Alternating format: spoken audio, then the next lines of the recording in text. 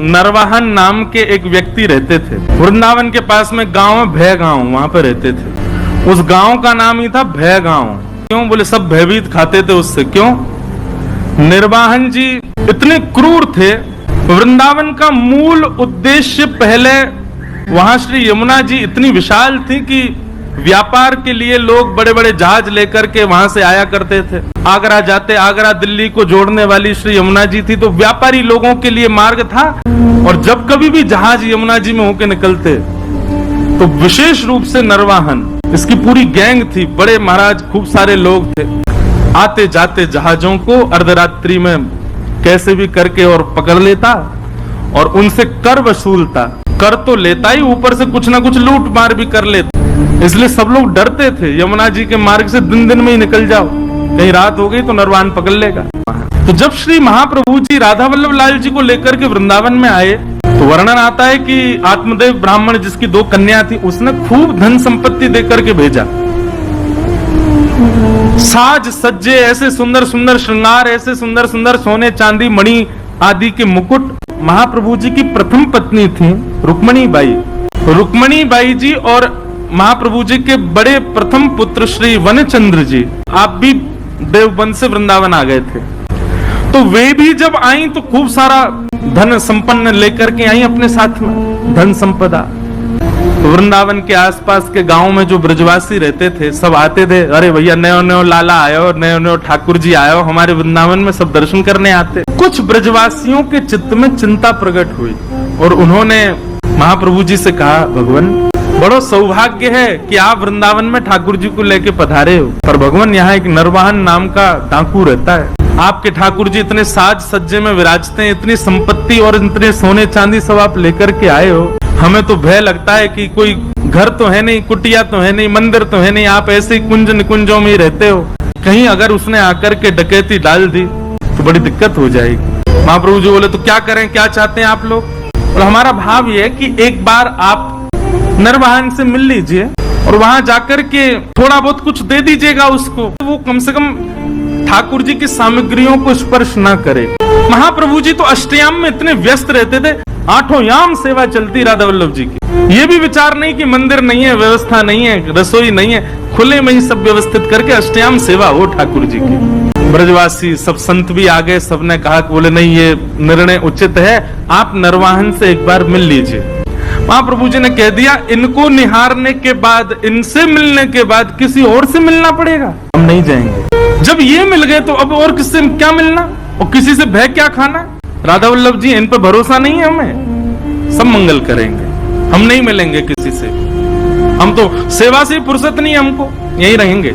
खूब प्रयास किया, खूब सबने समझाया, पर महाप्रभु जी नहीं गए। नरवाहन को किसी ने जाकर के ये बात बताई, बोले ऐसे ऐसे ठाकुर जी आए हैं। और ठाकुर जी आए ये बड़ी बात नहीं है, ठाकुर जी के संग में खूब सारा सोना चांदी जवाहरात और महाराज खजाना आया है भर के। बोले अच्छा, और कहां पर? बोले वृंदावन में, वृंदावन में विराजते हैं। किसी ने यह भी कहा कि जो आचार्य उनको लेकर के आए ठाकुर जी को, उनसे किसी ने प्रस्ताव रखा कि वो आपके पास आके आपसे मिल लें, पर उन्होंने वह भी ठकरा दिया। बोले कि कौन नरवाहन, हम किसी से नहीं मिलेंगे। अब तो नरवाहन को चोट लगी, बोले अच्छा हमसे मिलने से मना कर दिया? बोले हाँ। कहां पर है? बोले ऊंची ठौर मदन टेर, थोड़े ऊंचा टीला सा था, उस पर विराजते थे ठाकुर। कल चलेंगे, हम भी तो देख के आए कैसे ठाकुर जी, कैसे आचार्य। और नरवाहन अपने कुछ सेवकों के साथ में तलवार लेकर के और ऊंची ठौर की ओर बढ़ा। सुबह सुबह का समय है, मंगला आरती के पश्चात श्री राधा वल्लभ लाल जी का श्रृंगार करके हितरवंश महाप्रभु श्री ठाकुर जी को पद सुना रहे थे। बनी श्री राधा मोहन की जोड़ी, बनी श्री राधा मोहन की जोड़ी। नरवाहन धीरे धीरे समीप जा रहा था, अपनी तलवार से कुंजों को इधर उधर करके फिर आगे प्रवेश करता है। स्वर कानों से भीतर प्रवेश कर रहा है और स्वर में कहे गए शब्दों का चिंतन बनता जा रहा है। हितरवंश महाप्रभु गा रहे हैं और श्री राधा वल्लभ लाल जी सामने विराजमान है। अद्भुत छटा है ठाकुर जी की। इतने में ही नरवाहन ने जैसे ही तलवार से लता गुल्मों को दूर किया और भीतर झांकने लगा, तो पत्तों की आवाज से महाप्रभु जी ने गाते गाते बस इस प्रकार से पीछे देखा, इतने ही मुड़े और आंखों को घुमाते हुए देखने के लिए कौन है पीछे। महाप्रभु जी केवल इतने घूमे और आंखों से बस पीछे निहारा, नरवाहन दिखा नहीं उनको, लेकिन नरवाहन को इतना रूप दिखा। हरिवंश महाप्रभु का इतना मुख देखते ही उसके तो हाथ कंपायमान होने लगे, उसके तो नेत्रों से अश्रुधार गिरने लगे, ना जाने क्यों अपने अवगुण सब अवगुण जैसे दिखने लगे। मनी मन भीतर ही भीतर उसके ना जाने कितनी ग्लानि उत्पन्न होने लगी। वो मानो ये विचार करने लगा, जिस वृंदावन में इतने दिन से मैं ऐसे अनीत कृत्य कर रहा हूं, उस वृंदावन का वास्तविक दर्शन तो आज मुझे हुआ है। जिस वृंदावन को पाकर के भी मैंने उस वृंदावन की योग्यता को नहीं समझा, वो वृंदावन तो ये है। नीचे आचार्य का आधा मुख और पीछे ठाकुर जी का संपूर्ण अंग, इन दोनों का एक साथ दर्शन नरवाहन को हुआ। और केवल दर्शन मात्र से हाथ कांपने लगे, पैर कांपने लगे, स्थिति ऐसी हो गई रुक ही नहीं पा रहा था वहां, दौड़ा नीचे। पीछे सब उसके जो सेवक गए थे साथ में, वो भी दौड़े। क्या हुआ क्या हुआ, अब तो स्थिति बस कुछ समझ ही नहीं आ रहा है क्या स्थिति है। नरवाहन ने भले ही वृंदावन से डकैती करी हो, अब तो नरवाहन की स्थिति ये हो गई, तलवार वलवार तो सब दूर फेंक दी। विशाल स्वरूप था उसका, स्वरूप का वर्णन करते हैं कि देखते डर जाए आदमी, इतना खतरनाक था नरवाहन। लेकिन ऐसा दीन हो गया, अभी तक वो महाप्रभु जी से चर्चा भी नहीं हुई, कुछ सुना नहीं उसने, अगले क्षण से ही उसकी स्थिति ऐसी दीन बन गया। प्राण हरिवंश, जीवन हरिवंश, नित्य हरिवंश, हरिवंश हरिवंश हरिवंश हरिवंश, बस यही गाता रहता और लता कुंजों में पड़े पड़े रुदन करता रहता, अपने आप को कोसता। आसपास के सब सेवक बेचारे तलवार लिए खड़े रहते, उसको देखते देखा तो हमने भी, हम पे तो कुछ नहीं हुआ, इसको क्या हो गया। सरदार उनको बोलो हरिवंश, गाओ हरिवंश, कहो हरिवंश। बोले हरिवंश रोटी खिला जाएंगे, अरे अपना काम धंधा कैसे करना है अब। बोले सब हरिवंश, नित्य हरिवंश, बस हरिवंश हरिवंश हरिवंश यही गाता रहता। जय जय राधा वल्लभ हित हरिवंश। साथ के सब लोगों ने सोचा, बोले भैया ट्रेंड तो हम हो ही गए इनके संग रह के, अब इनको रहने दो, हरिवंश जी की स्मृति, हम चले अपना काम करें। उसी समय एक जैन व्यापारी आगरा से अपना कुछ सामान लेकर के बड़े जहाज में यमुना जी के रास्ते दिल्ली जा रहा था। तो नरवाहन के संग में रहने वाले सब लोगों ने योजना बनाई और उस जहाज को बीच में रोक लिया। जहाज पर भी करीब 200-250 लोग थे। उन सब लोगों ने मन में विचार किया, ये हमारा क्या बिगाड़ेंगे। वे भी लड़ने को नीचे आ गए, लेकिन नरवाहन की सेना बहुत थी और बड़े क्रूर थे, सब नहीं जीत पाए। तो पूरे जैन व्यापारी के जितने लोग थे सबको बंदी बना लिया, पूरे जहाज को जमुना जी में खड़ा करके और पकड़ करके जो भय गांव था वहीं उसका कारागृह था, जेल बना रखी थी उसने, वहीं ले जा करके और सबको बंदी बना दिया। सबको बंदी बना करके उन पर क्रूरता करने लगे, मारने लगे, पीटने लगे, उनको स्थिति खराब कर दी। क्यों? क्योंकि कर तो दिया नहीं, ऊपर से हम पे हाथापाई कर रहा, जानता नहीं हम नरवाहन की सेना है। दासी रहती थी नरवाहन के यहाँ, वो नरवाहन जी के यहाँ जाती थी, नरवाहन जी को देखती तो अब तो बस कुंज में बैठे बैठे श्री हरिवंश, हित हरिवंश, प्राण हरिवंश, जीवन हरिवंश ऐसी गाते हैं। वे समझ गई थी स्थिति अब किस मोड़ में मुड़ चुकी है।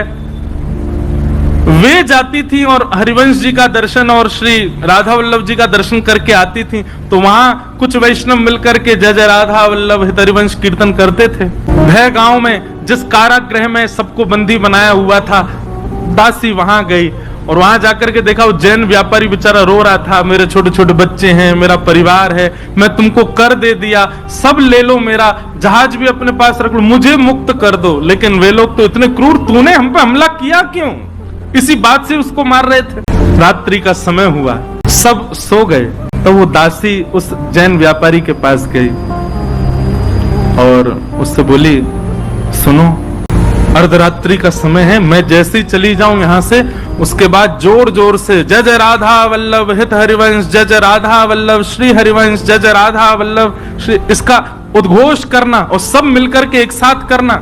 और सुनो, कोई आकर के तुमसे पूछे ये क्या गा रहे हो, किसका नाम बोल रहे हो, तो कह देना हमारे इष्ट राधा वल्लभ है और हमारे गुरु हरिवंश जी हैं। और ध्यान रहे जितनी ताकत तुम्हारे पास है उतनी ताकत से गाना। उसकी योजना ये थी कि आवाज नरवाहन को सुनाई दे।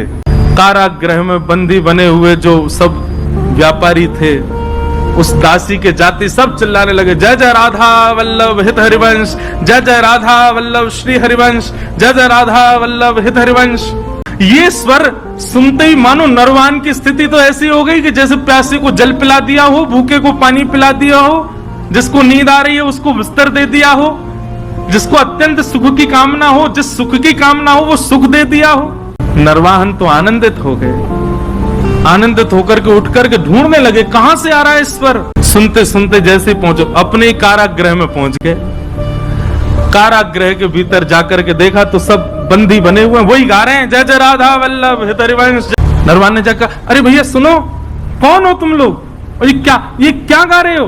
बोले महाराज ये राधा वल्लभ जी जो है ये हमारे इष्ट हैं, और ये हरिवंश जी जो है ये हमारे गुरु हैं। जैसे ही सुना कि हित हरिवंश उनके गुरु हैं, नरवाहन की तो स्थिति हाथ पांव कांपने लगे। जिन गुरुदेव की मैं आज एक झलक देख करके मेरी स्थिति हो गई, ये उनके साक्षात शिष्य हैं, मेरे गुरु भाई हैं, और ये मेरे यहाँ कारागृह में बंदी। तुरंत बुलाया, बोलो खोलो, अभी चरण पढ़ो, इनके चरणों में दंडवत प्रणाम करो। अपने सारे जो भी उसके सहपाठी सबको बोला इनके चरणों में प्रणाम करो। सबने दंडवत प्रणाम किया।